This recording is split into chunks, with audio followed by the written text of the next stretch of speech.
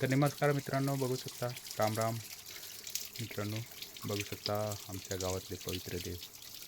आणि इथे या मित्रांनो, कधी जरूर वेळ भेटला तर. पवित्र सकारात्मक अशी ऊर्जा आहे या ठिकाणी. आणि हा आहे आपला निसर्ग राज्याच्या निसर्ग देवाच्या सानिध्यात, निसर्ग देवाच्या सानिध्यात मित्रांनो मी आलेला आहे आज. आपले हे जंगल जमीन ते हे बघू शकता मित्रांनो. तर या देवाचं वैशिष्ट्य म्हणजे काय, तर इथं जे आहे ते 5 वर्षांनी, दर 5 वर्षांनी या देवाची पूजा केली जाते.